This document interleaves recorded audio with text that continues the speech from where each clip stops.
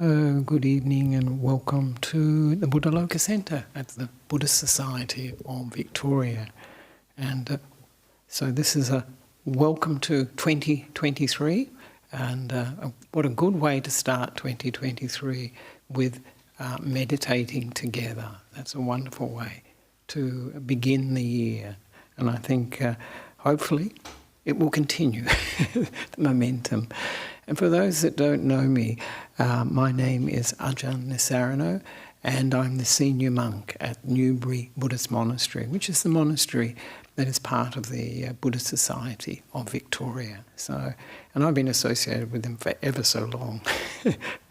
Can't hear, right? Maybe a little bit closer. Is that better? Right, yeah. Up, you reckon? Is that better? Can people hear? Yeah. Can it sound all right? Yeah. Can hear? All right. Maybe a little bit more sound. Once I do the guided meditation, it gets even quieter. So you may hear this, think, what was that about?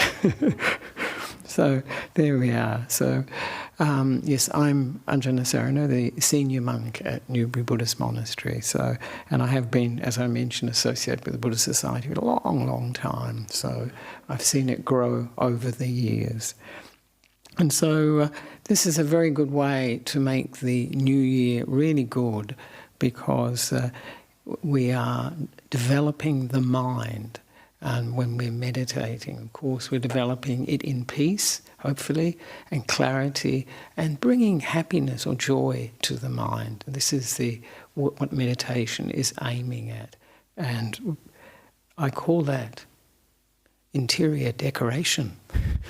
Or sometimes we could call it the Buddha's beauty parlour, for making the mind beautiful.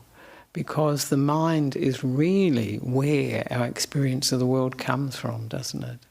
You know, if the mind is in a very bad state, depressed, low energy, the world will appear like that. We'll see plenty of proof from our perceptions of that in the world. But if our mind is clear, peaceful, happy, content, that's how we will experience the world. And I think each and every one of you has seen this, you know, probably with people that you're close to, people that you work with, that the states of our mind really does determine how we experience the world. Of course, there's a real world out there. Some teachings, don't they? They say that the world is illusory, that it's just an illusion, it's Maya. But there is a world out there. But what we make of it can be very, very different for each and every person. So it's very important to realise. When we realise that, then we put the emphasis on developing our inner world. This is the way we can make a difference to our experience of life. And so we realise that the mind is really filtering what we experience in life. And it depends on the filter we're putting on our minds, whether it's a positive filter or a negative filter as to what we will experience in our life. And so it's a very important teaching of the Buddha. It comes from the Dhammapada. You know, I think many of you have heard about the Dhammapada. It's a collection of verses of the Buddha, and that he gave on different occasions and on different themes. But the very first teaching in that collection of verses is that the mind is the forerunner. It's the mind that determines our experience. And I'll just read that one out because it's such a good one. This translation I quite like too. All experience is preceded by mind, led by mind, made by mind. Speak or act with a corrupted mind, and suffering follows, as the wagon wheel follows the hoof of the ox. And so this is really making it very clear that the mind, the quality of our minds, is what is determining the way we see the world, but not only the way we see the world, but the way we act in the world. You know, if we have very angry, negative states of mind, then our actions of body, speech and mind will probably follow with that. And we will say things that hurt others, maybe hurt ourselves. Sometimes the things we say to ourselves are pretty bad. So it's a really something that we can see in our lives, how important the state of our mind is. And often people don't realise that they can influence the state of the mind. We can by what we focus on. And this is, of course, a very important teaching of the Buddha, that what we focus on will tend to grow, will tend to become the inclination of the mind. So this evening, I thought the theme for this evening, I was actually going to use it for the New Year's Eve, but there was no time for it, for the guided meditation. We ran out of time. So is stopping or pausing. Now this is something that is probably unfamiliar with us. I think sometimes we use this notion of stopping or pausing in our lives because we feel, don't we, most of us feel that the momentum of life is such that we need to put a brake on it. And why? For our mental health. And this is just to take a break. I call this, Ajahn Brahm, a famous American monk who lives in England now. He's lived in Thailand, now he's back in England. He calls it a holiday for the heart. A holiday for the heart. Evidently this is a term they use in Thailand for meditation. And so when we stop or pause, we're actually slowing down that momentum in our life. And as I was emphasising during the New Year's Eve program here, that in that way we can see what's really important in our lives, what we need to do, where we need to go. Sometimes when the momentum of our lives, the speed of our lives is so fast, it's very hard to slow down and see what we really need to do. And of course, this feeling, if stopping or pausing is really related, can bring up a feeling for us. And of course, stopping or pausing is really equivalent to letting go, letting go. And this happens when the mind sees things clearly. When the causes and conditions are right, then letting go will happen. And of course, when we stop and when we pause, it's an energy of peace, brings peace, more stillness, more steadiness to the mind, and a sense of freedom.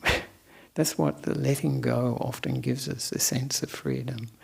And of course, what we can do to help stop or pause in our life is use mindfulness. Mindfulness allows us to be in the present moment. That's the focus for us. And so we can, as it were, put the past and the future can stop or really just pause or reduce. That's pretty good for us. And of course, meditation is, the best way for the mind to stop or to pause. Sometimes people find the idea of stopping is a bit confronting, too much. But it's something that we often feel we need, especially when things are getting out of hand. So these are good ways for us to stop. And of course, spending time on our own, that's a good way to slow down, isn't it? And to pause, to stop, and allowing time for that. And being in nature, of course, is a great way of slowing down. Getting in harmony with nature, really. It's very healing and very calming. I think most people, when they go to a park or in a national park, in the bush or whatever it is, then they feel this sort of calmness and the peace coming to them. And Ajahn Brahm, he's always very inventive. He says, when we see stoplights and when we see stop signs, we can be reminded, stop, stop going off to the past, going off to the future, just to be here. And that gives us a break, because really, when we're in the past and the future, wow, can the mind really spin on, can't it? Especially about the future. It can make us incredibly anxious and worried about what's going to happen, what could happen. Sometimes we can get very excited about it. but it really can speed up the mind. And sometimes thinking about the past, what we've done and said particularly, can do the same. It can lead to this agitation or restlessness in the mind, which is one of the obstacles for meditation. So, and sometimes people may feel the idea of stopping or pausing it's irresponsible. You know, we can't really do that. But of course, we have to take those breaks. That's why we have holidays, isn't it? And these sorts of things. We need to have time where we slow down, we pause. Though often, when people go on holidays, they tell me this actually, they're busier than they are in everyday life sometimes. They come back exhausted. They've had so many activities, they've seen so many things, done so many things. They come back and they need a holiday.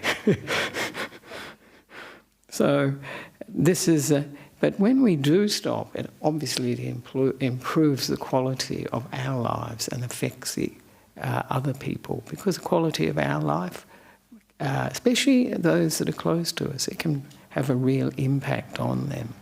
So you often hear, I've heard of, Ajahn Brahm often mentions that the people say to, say, a family member, oh, please go and meditate, go and meditate. When you come back, you're so much better, you know, so much easier to live with. Sounds terrible, doesn't it, when you put it that way?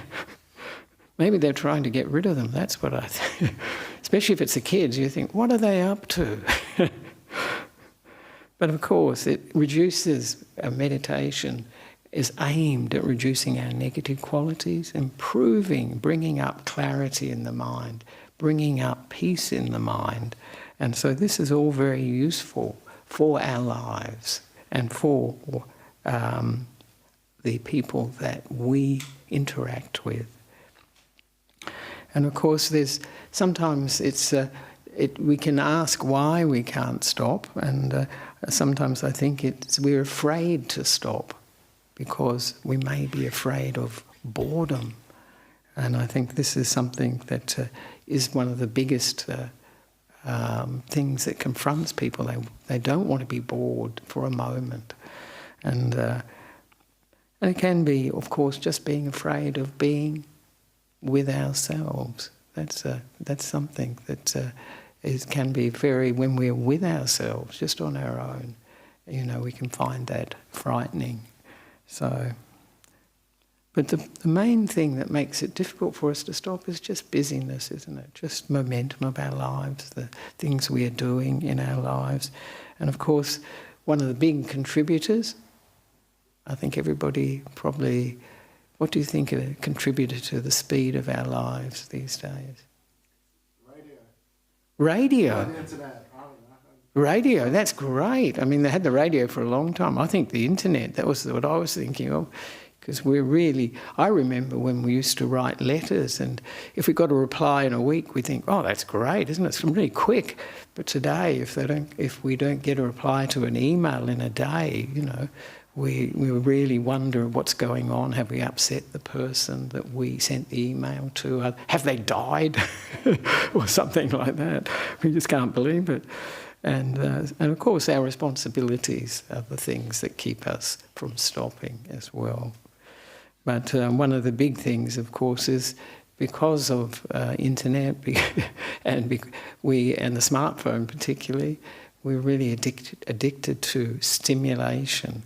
And, you know, one of the images that you see, isn't it, very, very often, is people looking at the smartphone or their device, as we call it now. It sounds sinister, doesn't it? Your device, that's what I... But this evening we will use actually the image of putting a device, stopping a device or pausing it as an image for stopping. It may be helpful for us, just stopping for the time of the meditation. And of course, how do we deepen our meditation and deepen this stopping? Of course, is deepening meditation, one of the key factors is our attitude to it. If it's work, it's no good. It won't deepen.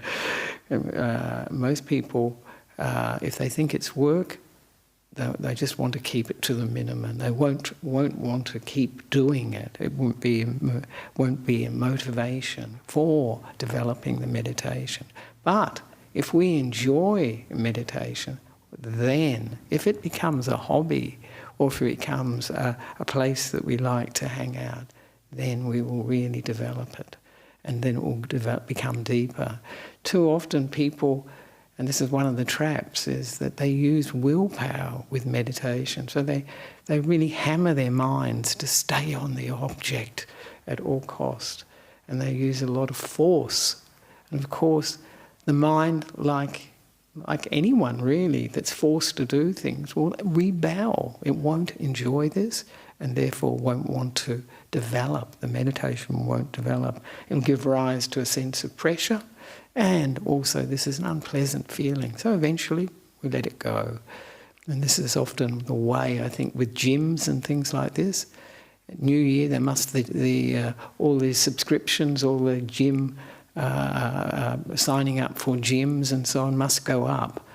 But then, I'm sure after a month or less, the number of people who go to the gym really declines because they don't enjoy doing it. They think it's good for them. We think there's a lot of things that are good for us, but that often are the things we don't do. We can't stick to it anyway. That's the main thing. So, of course, when we enjoy the meditation, we want to hang out there, and it becomes our holiday, or that holiday becomes our hobby or a holiday for our heart. So this is something very pleasant and enjoyable. So this is what we aim to do. But of course, another way we can deepen our meditation is meditation retreats. Many people here been to a meditation retreat? Yeah, not so many actually. I thought more people would have. So it's a.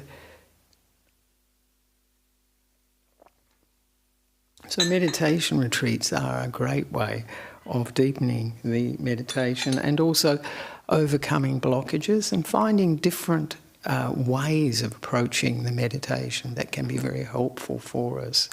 And at Newbury Buddhist Monastery, we're building a retreat centre, meditation retreat centre, and you would have seen quite a bit of the advertising outside in the foyer. And of course this will be a place that will be up and running, we hope, in August or September. The date keeps drifting back. And so this will be a place where we can have self-retreats. That's when we have time to spend meditating. So that's one possibility. And other times we can attend retreats led by different teachers, including Ajahn Brahm. Sometimes just a weekend. I remember my first retreat. Yep. Oh yes, there is a meditation day on Saturday, so that's a very good way to deepen your meditation. That's here, not at Newbury. It's here from 8:30 to 4:30 on Saturday, this Saturday. So it's a great, be an enjoyable occasion for you. So these meditation retreats are something we can encourage. And on New Year's Eve, I hope not too many of you were here. I think, Pina, you were here, I think so. That was it. I mentioned we need more stopping centres and less shopping centres. And we need less retail therapy and more inhale and exhale therapy. That's the breath meditation.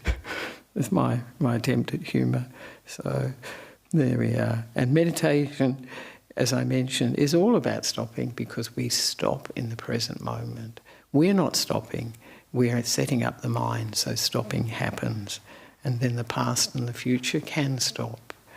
By just focusing the mind, that's how it happens. If we move to the present, then the past and the future drop off, or at least reduce.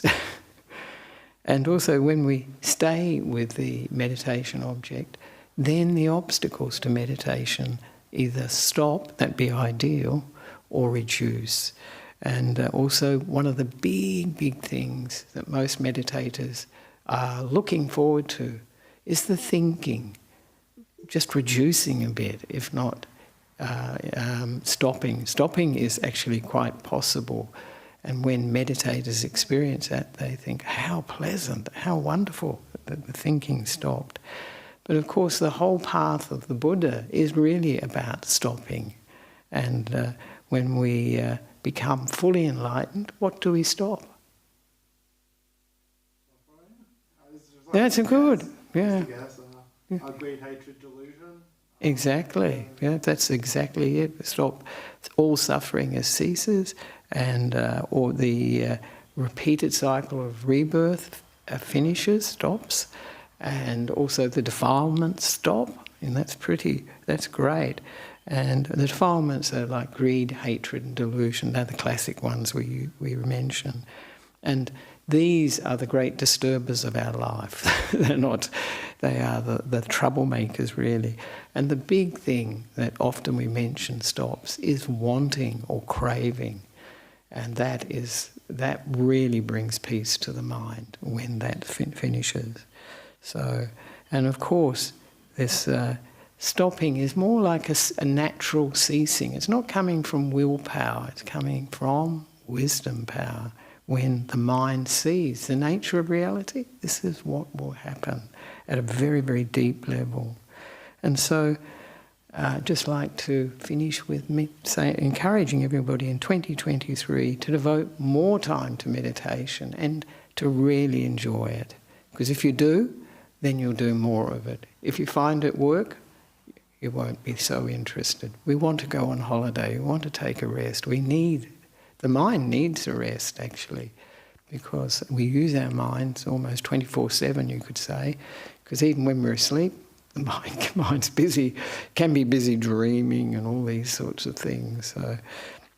So we can look forward to or try to allow stopping or pausing to happen in 2023, so we can see the dust settle and see what's really important in our lives. So this is the theme for tonight, stopping or pausing. Yeah. So let's see if stopping or pausing can happen. So we can set up for the meditation, and it'll be about 45 minutes. We usually have the introduction, then the guided meditation, and followed by comments, questions, and complaints. So, first of all, we can find a comfortable way of sitting, if you haven't already, and we can close the eyes.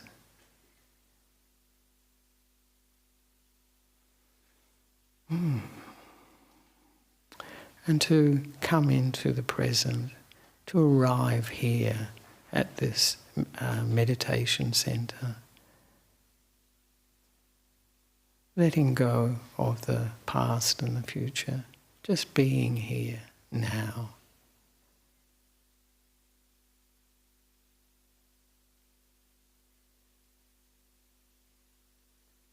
And we can check out how the body is here in the present moment. Is it comfortable in the way we're sitting?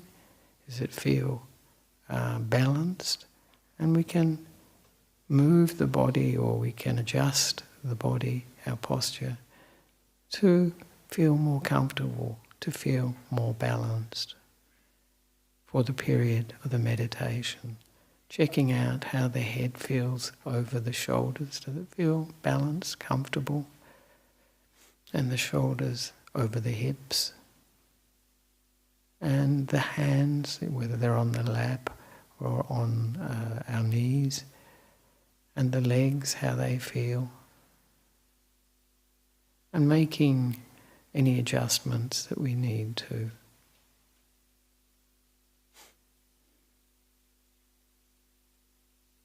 Being kind to the body.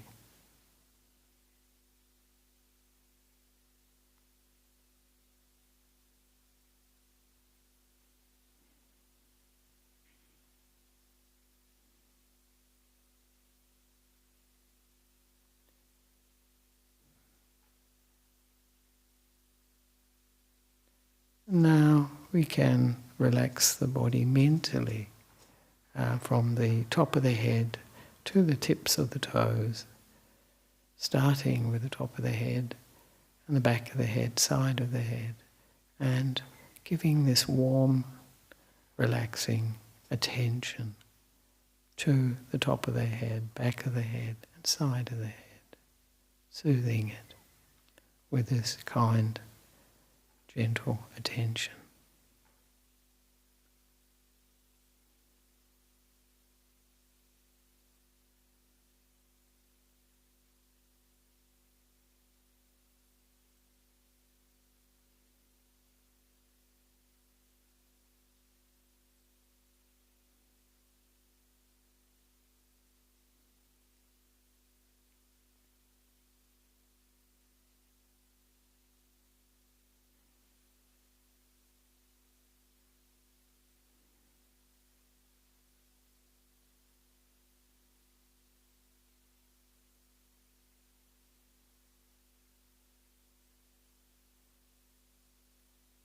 Moving the attention to the forehead around and the cheeks, around the eyes and around the mouth, and soothing those areas with this warm, relaxing attention.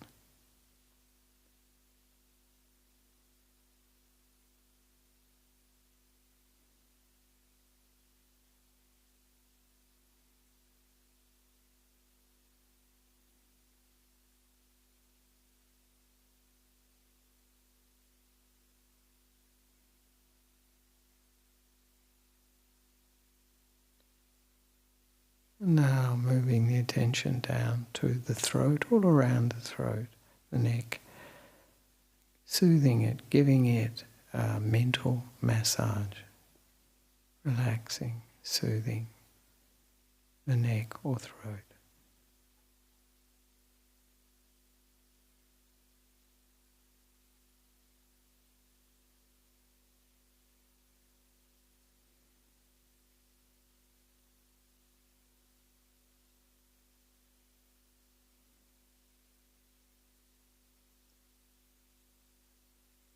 Now bringing to mind the left shoulder, starting at the neck and moving our attention along the left shoulder to soothe it, to relax it, to let go of any tension or stiffness in the left shoulder, mentally massaging the left shoulder.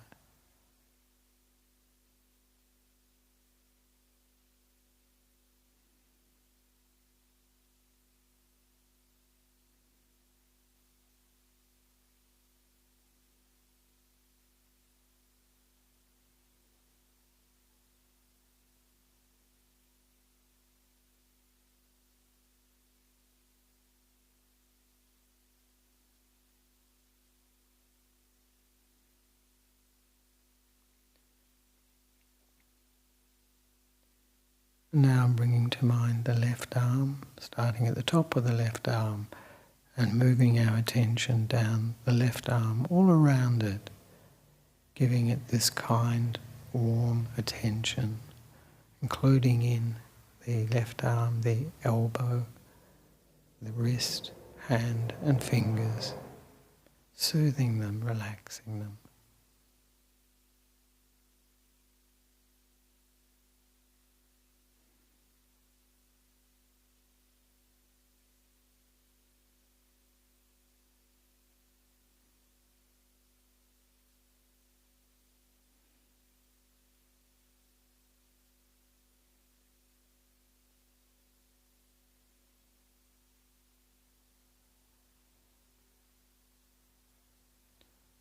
Now bringing to mind the right shoulder, starting at the neck and moving our attention along the right shoulder and mentally massaging any stiffness, any tension in the right shoulder, letting go of the burdens of the day with this warm, kind attention.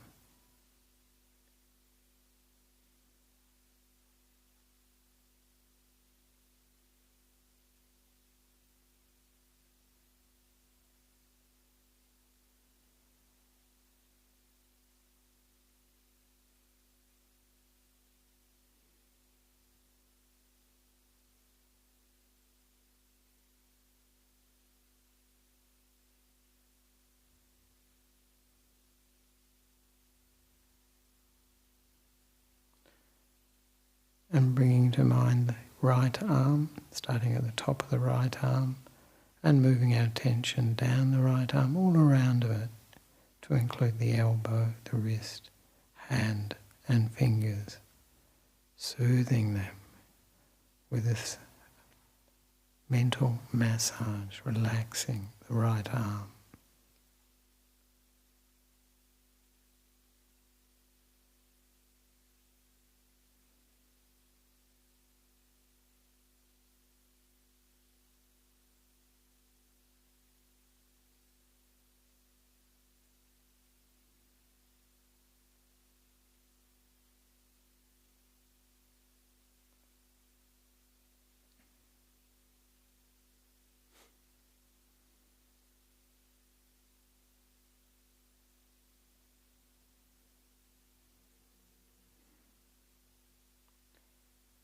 Now bringing to mind the back, starting just below the shoulders and moving our attention down the back, relaxing and soothing the back with this kind, warm attention.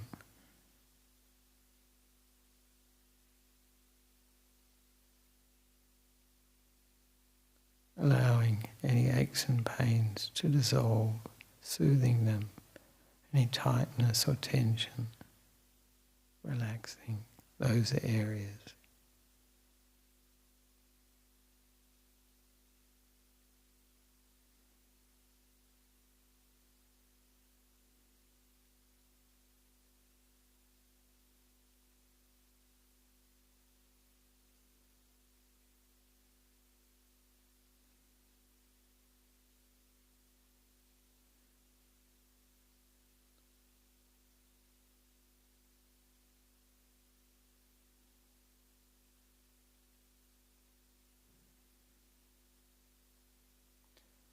Now bringing to mind the front of the body, starting just below the shoulders and moving our attention down the front of the body to include the chest, diaphragm, stomach and abdomen, giving the front of our bodies this mental massage with kindness, with gentleness, with warmth.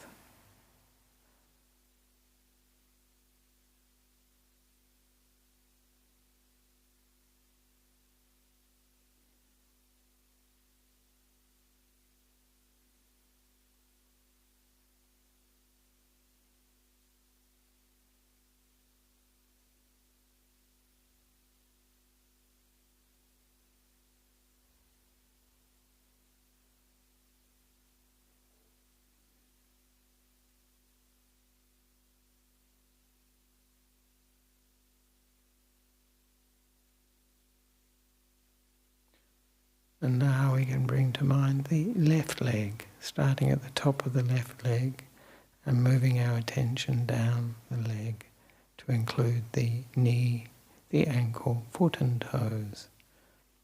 And using this warm, relaxing attention to soothe the left leg.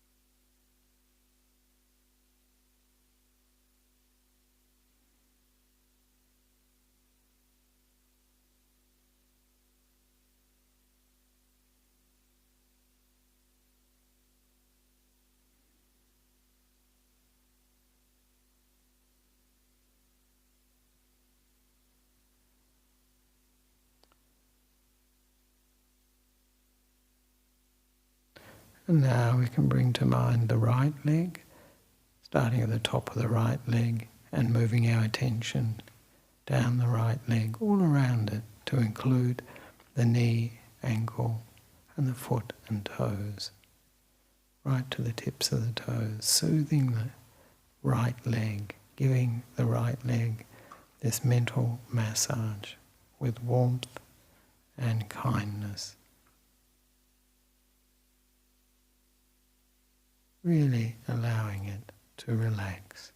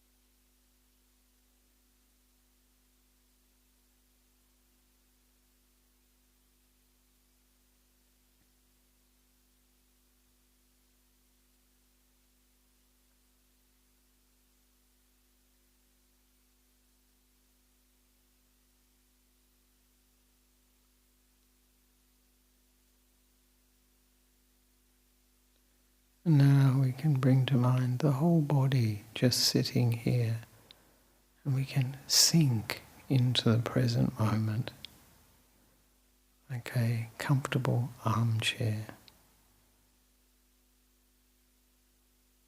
comfortable in the present moment.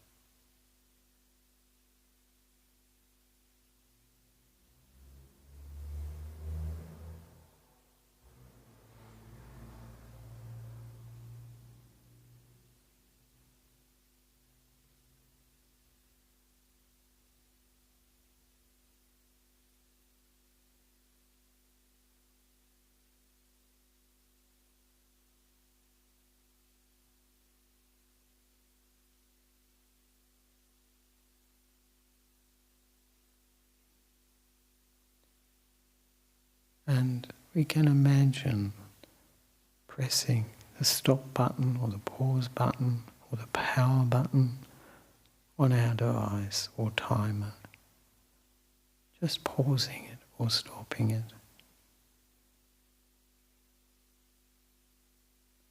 Like putting the past and the future on pause or on stop and just resting here in the present moment. And remembering there's absolutely nothing we need to do for now, during this meditation. And there's nowhere we need to go now. We're just here.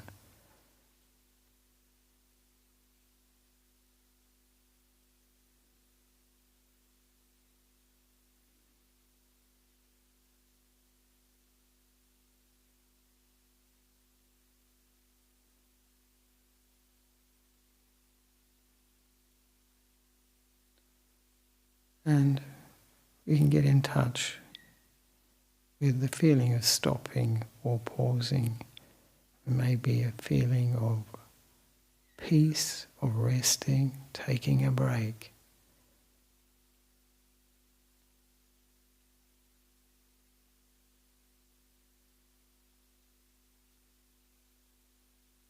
A feeling of happiness, taking time out.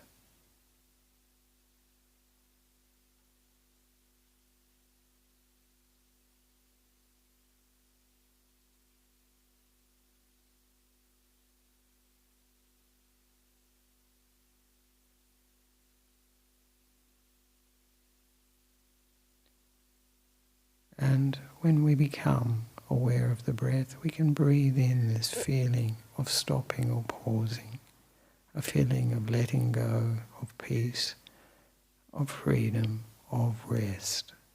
Breathing it in and then breathing out this feeling of stopping or pausing.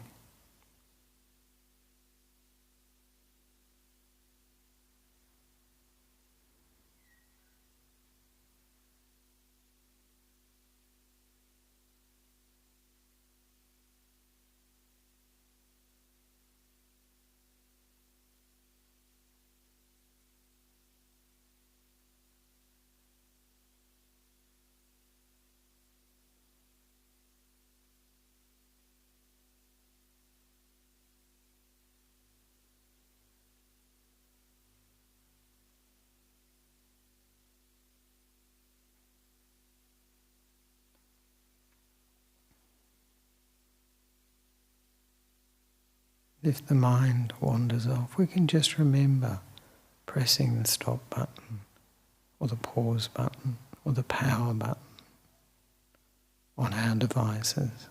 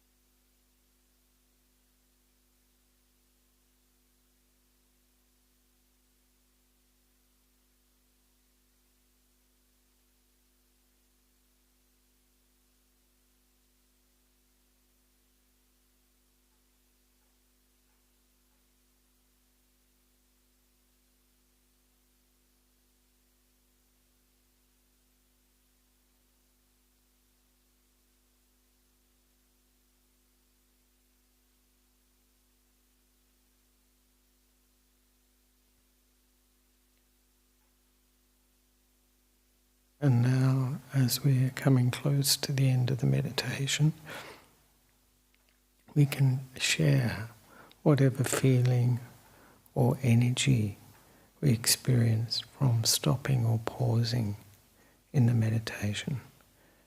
Maybe a feeling of letting go, of just peace or stillness, rest.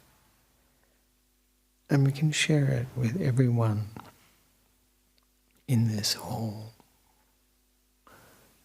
and with those online listening to this guided meditation.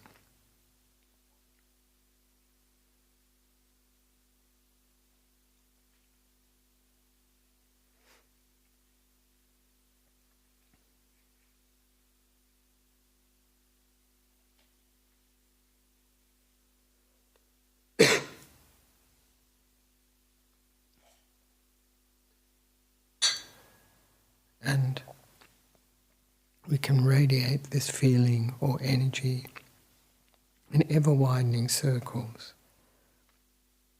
to all the beings around wherever we are, expanding it, radiating it further and further to cover the whole of this planet, this earth.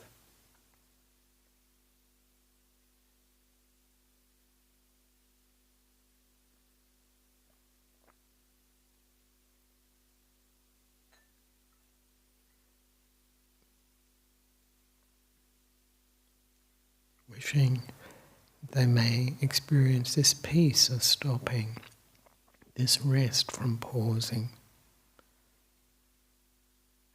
this letting go,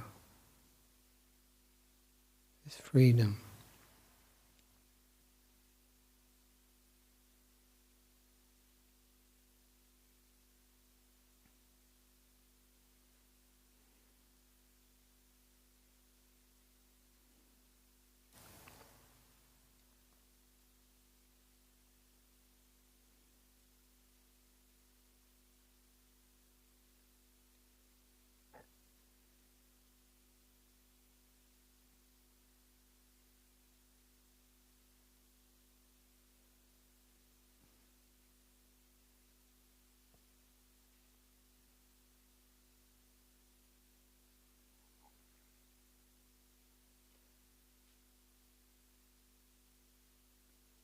And now we can reflect on how we feel now.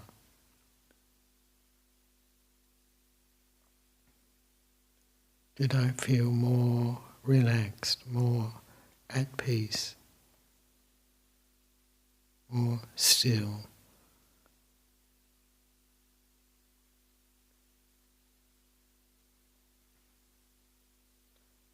And what caused these feelings to arise?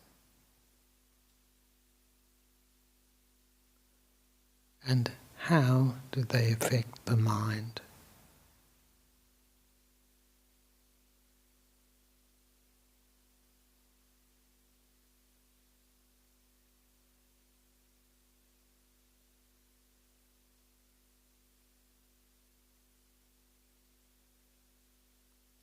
And we can have the intention to stop or pause more often, to develop this feeling of taking a break,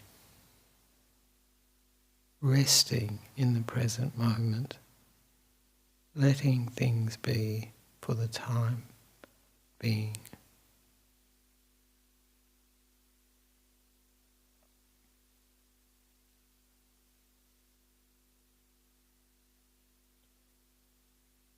Now, when I ring the bell 3 times, you're welcome to come out of meditation if you wish.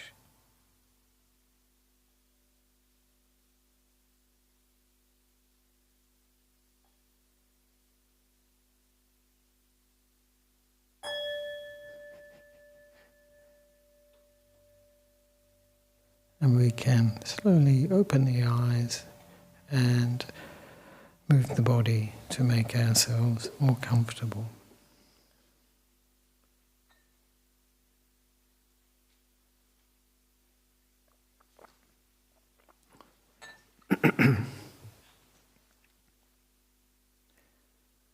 So, hope people were able to stop or pause for a while and to experience some peace and some stillness, some letting go.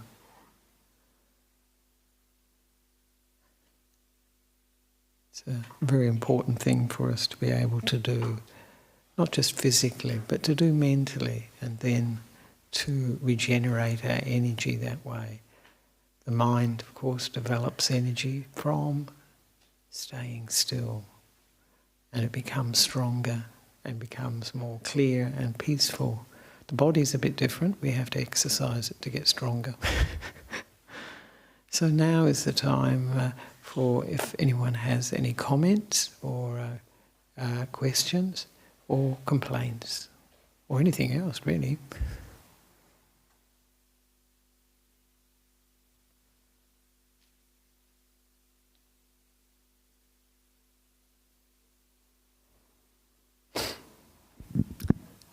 Is there any question from the floor?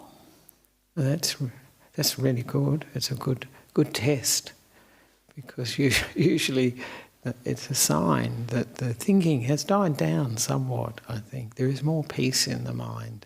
There is less inner chatter, less conversation about description about what's going on and all this, and that's a good sign.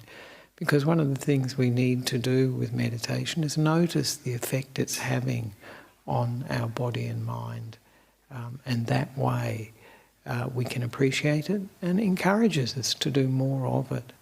Because we see it, it's actually working, The mind is stopping a bit more pausing. To really stop, now that's quite something that will really amaze us when thinking stops. It's a very extraordinary experience. And we realise how noisy our minds are, how active they are with all this thinking, which we often think is so important. So we can ask if there are any online questions. There always are. There's a few online questions. Yeah, no, that's fair enough. See you then. Oh, yes. How to meditate when we experience abusive verbal trauma from our family member? Just in general, how to meditate when our feeling is being hurt by someone else? Yeah. Thank you so much, Ajahn. Yeah, no, that is difficult if we feel we're being verbally abused or psychologically abused. It's very difficult to in that case, to meditate. We have to deal with that feeling of maybe disturbance, anger. So the best thing in that case is really, it depends. If we're really upset, then of course it's difficult to meditate, and it may be easier to walk, just to walk for a while, calm down, because that physical activity can calm the mind down, as we do find. People often just naturally, if they're in a lot of pain, you've seen it, I've done it, you naturally pace up and down, and it does help.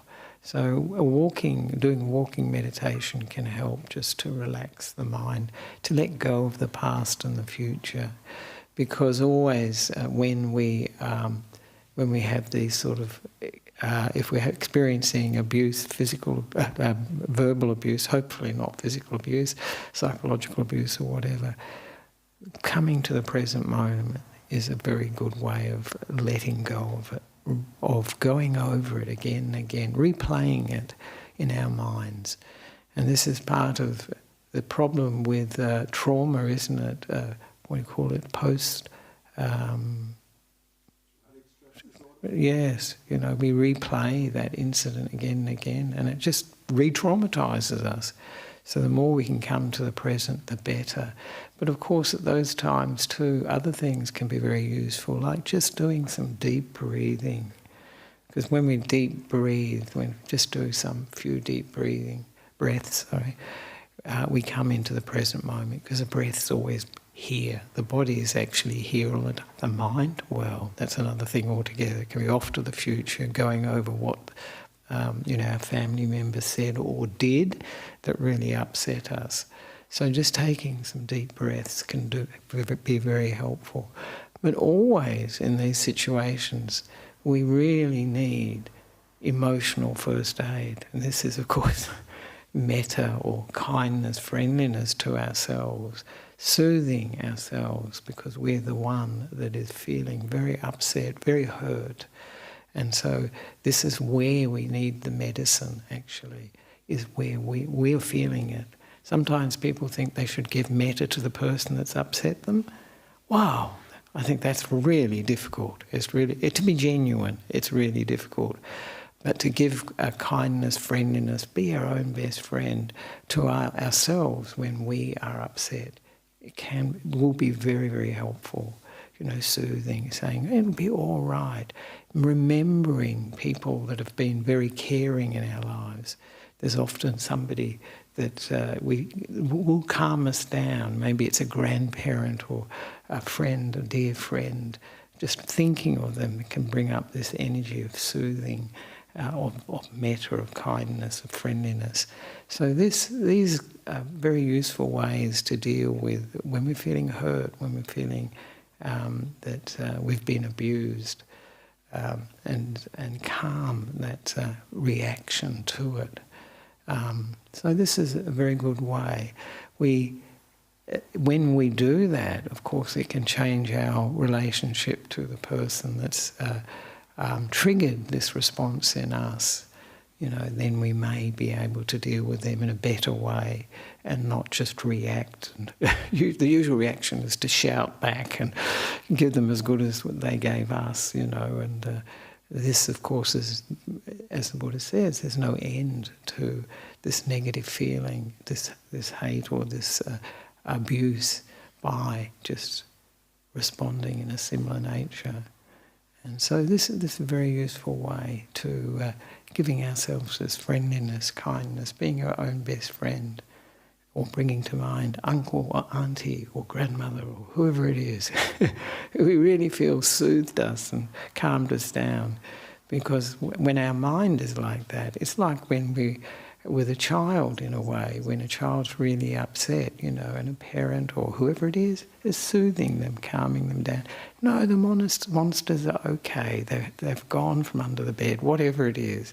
We're really calming down the mind. We're using whatever works for ourselves. It's got to be genuine to bring up this feeling of kindness, friendliness, being there for ourselves, and that sense of safety that comes from that.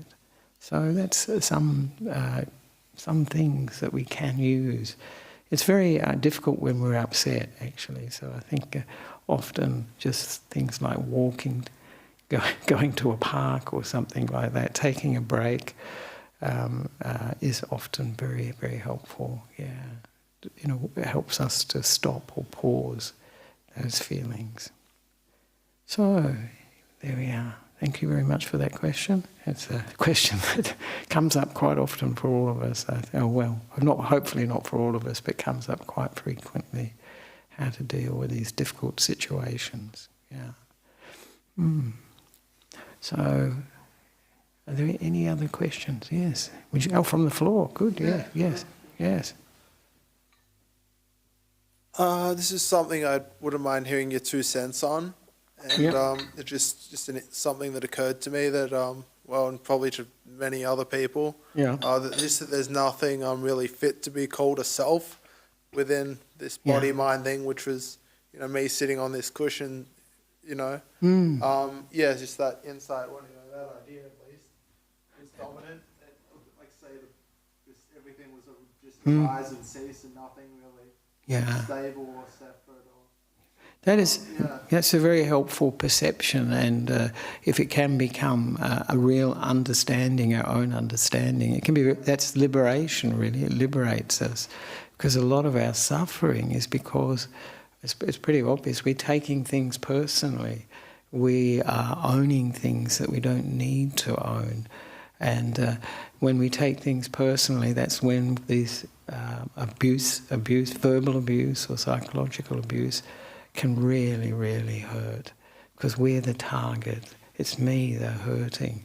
But if we understand that this body and mind are processes, they're a natural process, there is something inside each of us, because sometimes people, when they hear this non-self idea from the Buddha, which is really deep, deep wisdom, they think, wow, I feel like there's somebody here or something here. And of course there is. There's our personality and our character. It's definitely here. But it's not permanent. It's not always going to be the same.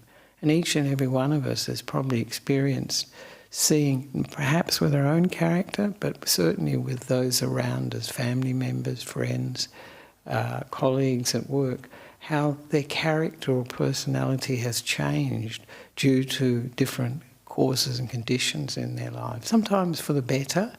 They've met something in their lives, or met a person in their lives that's really brought them out of themselves, and their character can change and really develop into something much more positive, more outward going perhaps.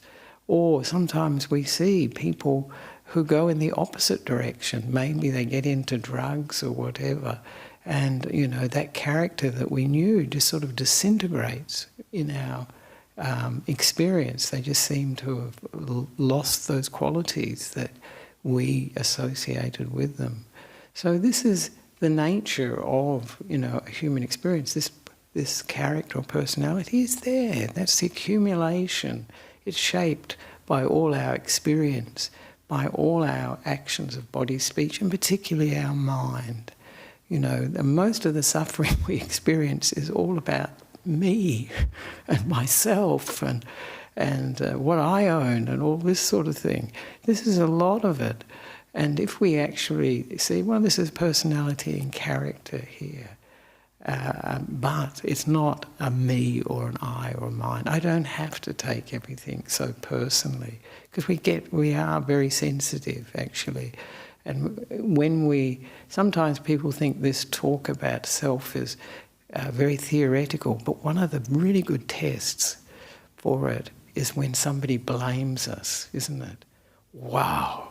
So people can have a theoretical idea of non-self, but then somebody says something, blames you for doing something. Maybe we did do it, maybe we didn't do it.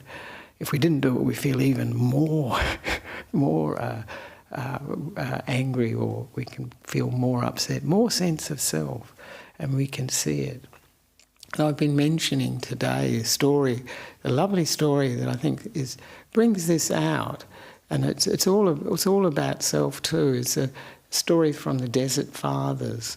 It was in a book by that Thomas Merton, one of these famous Christian sort of hermits. He belonged to a group that didn't speak much. They were very silent. They're called the Trappists, that's it. However, as somebody said, Thomas Merton went on to write so many books, so many articles. He may not have been speaking to the other monks much, but he certainly wrote a lot. And he was a very influential thinker and quite a very deep thinker. He was interested in Buddhism too, even though he was a Christian. And he wrote this book called The Desert Fathers. And in this book, he relates a story of one of the teachers of this group of hermits, Christian hermits, living in the desert, I think around Egypt and that area in 400 or 500 AD. So, after the time of Christ, a long time after the time of Christ. And they lived, very much like forest monks in the Buddhist tradition, really. And some of the things that they reflected on, very similar, actually. Different interpretation of them, but very similar experiences. And this teacher asked his student, he said, I want you to go to Athens and I want you to sit at the gate, the main gate to Athens, and to have people, when people come up to you, to pay them to insult you. give them money to insult you. Absolutely crazy, isn't it? And of course people delighted. They really got into it. I mean, this is a good way of making money. So they really insulted him, and he paid money to these people. Then after a year, he went back to his teacher and he said, "You can stop doing that now." And he said, "I want you to go back to the gate at Athens. You don't have to pay people to insult you now." And he sat at the gates of Athens. And then people would insult him, or they'd say things to him, and he would laugh. He would laugh. And they'd say, "Why are you laughing?" They'd probably be very upset with him. And he said, "I used to have to pay for this. Now I'm getting it for free." And I often think, and I'm saying today, you know, customer relations people are in a very similar situation. They have to deal with these grumpy people who are coming to complain about whatever, the service or the product or so on. But if they take that personally, they can't do their job, can they? They have to come to a realization, this is this person's story. It's not something that I have to take on personally. What they do and say doesn't have to trigger an emotion inside me, because they just know, no, this has nothing to do with me really, what they're complaining about. Yeah, I'm working for the company, but it's nothing personal. And that way they can deal with it. Otherwise, go home totally stressed, angry, feeling like some rubbish bin full of all this stuff that people have dumped on them.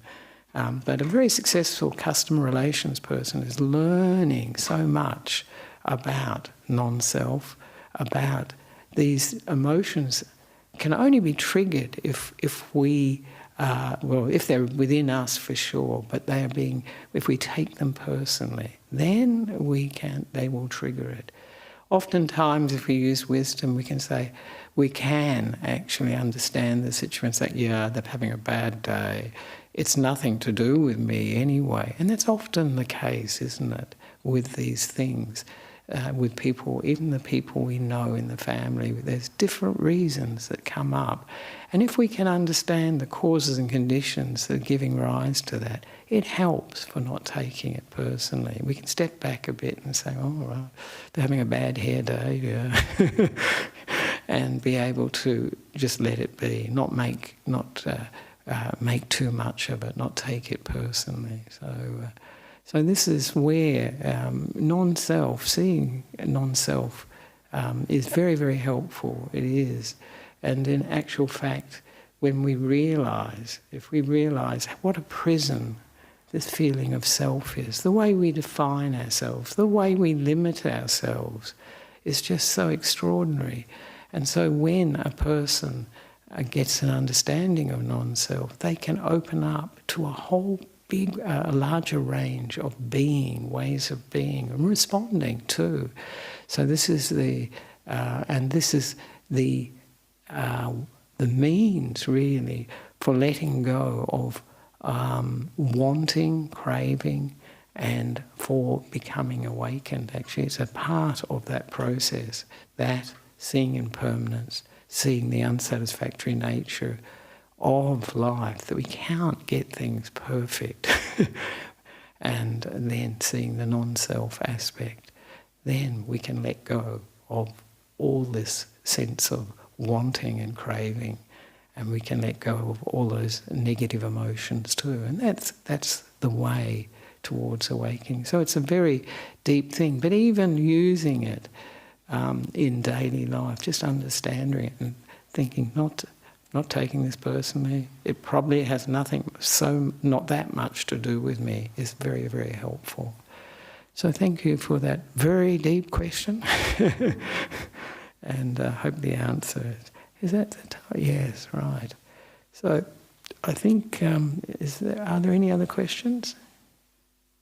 I think we may end there because it's now 9 o'clock. So thank you very much for coming, and a lovely way to begin the new year, and may we continue in it. And these group meditations are very useful because they can be very supportive for our meditation practice. So I encourage you to come to this meditation. We also have one on Tuesday night. It's not so guided. It sounds terrible when you say unguided meditation. It sounds like it's going off the rails. But there's unguided meditation on Tuesdays, and the meditation retreat, as Yasmin mentioned, on Saturday as well. And this year, not next year, this year there will be meditation retreats at Newbury Buddhist Monastery. And so this will be a wonderful opportunity to really develop our practice even further and stop and pause for a brief time. All right, and so now I'd like to, for those who'd like to, we can finish off with paying respects to the Buddha, Dhamma and Sangha, just to finish the evening.